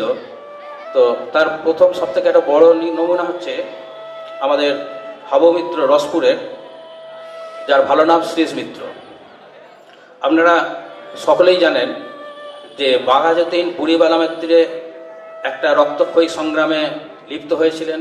সেই রক্তক্ষয়ী সংগ্রামের কথা উজ্জ্বল সোনার অক্ষরে ইতিহাসের পাতায় লেখা আছে, মেন স্ট্রিম ইতিহাসের পাতায় লেখা আছে। সেই বাঘাযতীন এবং তার ওই সংগ্রামের কথা আমরা স্মরণ করি শ্রদ্ধা বনত চিত্তে। কিন্তু বাঘাযতীন ওই যে লড়াই করেছিলেন বুড়িবালামের তীরে যে অস্ত্র নিয়ে, সেই অস্ত্রটি কিন্তু লুণ্ঠন করে দেওয়া আমাদের একজন আমতার ছেলে। তার নাম হচ্ছে হাবু মিত্র ওরফে শ্রীশ মিত্র। তার বাড়ি ছিল রসপুর। রসপুরের ওই শ্রীশ মিত্র বা হাবু মিত্র, ওর আবার মামার বাড়ি হচ্ছে এখান থেকে মানে কয়েক মিটার দূরে, ওই নিয়োগী পাড়া। মামার বাড়ির প্রসঙ্গটাও এসে যাচ্ছে, তার কারণ হচ্ছে ওই শ্রীশ মিত্র রসপুরের মিত্র পরিবারে, যে পরিবারটি একটু জমিদার প্রায় টাইপ পরিবার ছিল, সম্পন্ন পরিবার, তো খুব অল্প বয়সে পিতৃহারা হন। পিতৃহারা হয়ে এইখানে তার যে মামার বাড়ি নিয়োগী পাড়া, তা এইখানকার ওনার মামার বাড়ির লোকেরা আবার মলঙ্গা লেনে শহরে বউবাজারের কাছে থাকতেন আর কি। তা উনি ওখানে চলে গেলেন, কারণ বাবা নেই, ওই মামাদের কাছে চলে গেলেন। ওদের নিজেদেরও একটা ঠিকানা ওখানে ছিল, আবার মামার বাড়ির লোকের জন্য থাকতেন, তাদের কাছে উনি থাকতেন। তো সেই জন্যই মামার বাড়ির একটা গুরুত্বপূর্ণ জায়গা অধিকার করে শ্রীকণ্ঠ নিয়োগী, বোধহয় সম্ভবত ওনার দাদুর নাম ছিল। এই নিয়োগী পাড়াতেই বাড়ি ছিল তাদের। তা ওখানেতে ওই মলঙ্গা লেনে যখন থাকতেন, সেখানে সেই সময় 1905 সালের পর থেকে বিভিন্ন যে বিপ্লবী সমিতিগুলো, আত্মোন্নতি সমিতি অথবা যুগান্তর সমিতি বা অনুশীলন সমিতি, এইসবগুলো ধীরে ধীরে ধীরে ধীরে তাদের মাথাগুলোকে মাথা নাড়া দিচ্ছে এবং প্রভাব বিস্তার করছে। ওখানে ওই শ্রীশ মিত্র চরিত্রে ছিলেন অকুতোভয়, সাহসী, দুঃসাহসী, বেপরোয়া, এবং তার মধ্যে একটা পরের প্রতি মহত্বের ভাব, এইসবগুলো ছিল। ওখানে ওই মলঙ্গা লেনে অনুকূলচন্দ্র মুখার্জি বলে একজন, তার নজরে তিনি পড়ে গেলেন এবং তিনি দেখলেন এই ছেলেটি তো খুব খাঁটি সোনা, এবং এর মধ্যে একজন বিপ্লবী হওয়ার জন্য যে যে গুণগুলো দরকার সেই সমস্ত গুণগুলো এর মধ্যে আছে। অতএব তাকে তিনি ওই বিবি গাঙ্গুলি, বিপিন বিহারী গাঙ্গুলি, যার নাম এখন কলকাতার রাস্তা আছে এবং আমাদের স্বাধীনতা আন্দোলনের একজন নমস্য পুরুষ, তার সংস্পর্শে তিনি এলেন এবং ওকে কেন্দ্র করেই কিন্তু আমাদের একটা স্বাধীনতা সংগ্রামের ইতিহাস তৈরি করার পরিকল্পনা রচিত হয়ে গেল। কি সেটা? সেই সময় একটা অস্ত্র কোম্পানি ছিল, রডা কোম্পানি। সেই রডা কোম্পানি বিদেশ থেকে মানে অস্ত্র আনত এবং এখানকার যে চাহিদা অনুসারে রপ্তানি বা বিভিন্ন জায়গায় আমদানি করতে করে বিভিন্ন জায়গায় পৌঁছে দিত। তো পরিকল্পনা হলো ওখানে একজনকে চাকরিতে ঢোকাতে হবে। চাকরিতে ঢোকাবার পর যখন দেখা যাবে কোনো অস্ত্র, প্রচুর পরিমাণে যখন অস্ত্র এই কোম্পানিতে আসবে, তখন সে কিন্তু ওটাকে বিপ্লবীদের হাতে পৌঁছে দেবে। ঠিক এইরকম পরিকল্পনা থেকেই কিন্তু ওই, আমি খুব সংক্ষেপে বলছি, রডা কোম্পানির অস্ত্র লুণ্ঠনের নায়ক যে হাবু মিত্র, তাকে নিয়ে একটা বইও প্রকাশ পেয়েছে, আমারই লেখা। সেটা ওই হাওড়া জেলা লোক সংস্কৃতি এবং যে গবেষণা পরিষদ আছে ওনারা প্রকাশ করেছেন। হয়তো এই বই মেলায় পাচ্ছেন না, পরের বই মেলায় পাবেন। বইটা প্রকাশ হয়ে গেছে, এখন খুব একটা সহজলভ্য হচ্ছে না, কিছুদিন মধ্যেই সহজলভ্য হবে আর কি। তা যারা বিস্তৃত জানতে চান ওই হাবু মিত্র সম্পর্কে, তাহলে ওই বইটা পড়ে নেবেন। তো খুব সংক্ষেপে বলছি, আচ্ছা টাইম নেই, আমি খুব সংক্ষেপে তাহলে বলে দিই, কারণ ধারাটা তো বলতে হবে, নাহলে তো অসম্পূর্ণ থেকে যায়, মানে 2 মিনিট বা 5 মিনিটের মধ্যে আর কি। আচ্ছা যাই হোক, ওই আমাদের এখানে যে চরমপন্থী ধারাটা, সেই ধারার মধ্যে এক হচ্ছে হাবু মিত্র। তিনি অস্ত্রাগার লুণ্ঠন করলেন, অস্ত্রাগার লুণ্ঠন করে বিপ্লবীদের হাতে পৌঁছে দিলেন সেই সমস্ত অস্ত্র, এবং তিনি বাঁচবার জন্য নিরুদ্দেশে গেলেন। সেই নিরুদ্দেশে তিনি আর ফেরেননি কোনোদিন। এই হচ্ছে একটা ব্যাপার। আর একটা হচ্ছে আমাদের আর একজন স্থানীয় অঞ্চলের চরমপন্থী আন্দোলনেতে অংশ নিয়েছিলেন, তিনি হচ্ছেন পুলিন বিহারী রায় আমরাগড়ির। তিনি কিন্তু ভগৎ সিং লাহোরেতে যখন জেলবন্দি ছিলেন, তাকে উদ্ধার করার জন্য তিনি গোপনে সেখানে গিয়েছিলেন, কিন্তু তার উদ্দেশ্য সফল হয়নি। ভগৎ সিংকে জেল ভেঙে উদ্ধার করে আনতে গিয়ে তিনি নিজেই ধরা পড়ে যান এবং তিনি রামগলি লেন বলে এক জায়গায় আশ্রয় নিয়েছিলেন। সেখানে পুলিশের সঙ্গে গোলাগুলি হয়, সেখানে পুলেন বিহারী ধরা পড়েন, আমরাগড়ির লোক, এবং বেশ কয়েক বছরের জেল হয়। আচ্ছা, আর এখানে স্বদেশী ডাকাতিতে অংশ নিয়েছিলেন, আমি খুব সংক্ষেপে একটা দুটো করে কথা বলে দিয়ে যাচ্ছি। রসপুরের ভোলামাল জীবন মাঝি রসপুরের একটি বাড়ি থেকে স্বদেশী ডাকাতিতে অংশ নিয়েছিলেন এবং অস্ত্র উদ্ধার করে সেটা বিপ্লবীদের কাছে পৌঁছে দিয়েছিলেন। আচ্ছা, আরেকজন তাজপুরের বীরেন্দ্র কুমার রায়, তিনিও বিপ্লবী সৌমেন্দ্রনাথ ঠাকুর, তার সংস্পর্শে এসেছিলেন এবং তারও কর্মক্ষেত্র ছিল শহর কলকাতা। দমদম বসিরহাট কেসের সঙ্গে তিনি যুক্ত ছিলেন এবং বেশ কয়েক বছর তার জেল হয়েছিল। আরেকজন সশস্ত্র আন্দোলনে অংশ নিয়েছিলেন, তিনি হলেন কার্তিক সেনাপতি আনুলিয়ার। টিটাগড় ষড়যন্ত্র মামলা, তারও কর্মক্ষেত্র ছিল ওই শহর, পড়তে গিয়েছিলেন ওখানে স্কটিশ চার্চ কলেজে, সেখানে বিপ্লবীদের সংস্পর্শে আসেন এবং পূর্ণানন্দ দাশগুপ্ত বলে একজন বিপ্লবী, তার সংস্পর্শে আসেন এবং সেই করতে গিয়ে তিনি জেলে পুলিশের হাতে ধরা পড়েন এবং বেশ কয়েক বছরের জেল হয় এবং তারপরে তিনি অবশ্য ওই জেলেতে কমিউনিস্ট একজন নেতার সংস্পর্শে এসে কমিউনিস্ট আন্দোলনে দীক্ষিত হয়ে যান। আর টিটাগড় ষড়যন্ত্র মামলা, আর তারপর গান্ধীজির আন্দোলনে, এটা গেল সশস্ত্র। আর নরমপন্থী আন্দোলনে যারা অংশ নিয়েছিলেন আমি শুধু নামগুলো বলে দিচ্ছি: বেতাইয়ের বাসুদেব বেড়া, সূর্যচরণ মাঝি জয়ন্তী, রবীন্দ্রনাথ মাঝি জয়ন্তী, ক্ষুদিরাম সেনাপতি, কাঁকরোল, পুলিন, আমাদের উদংয়ের কয়েকজন অংশ নিয়েছিলেন, কানাইলাল উত্থাসনী, সতীশচন্দ্র পট্টনায়ক, খর্দর সুফল চন্দ্র মান্না, গোবিন্দ্র চন্দ্র বল্লভ, শেয়াগড়ির সতীশচন্দ্র সামন্ত, বেতাইয়ের কিশোরী মোহন বেড়া,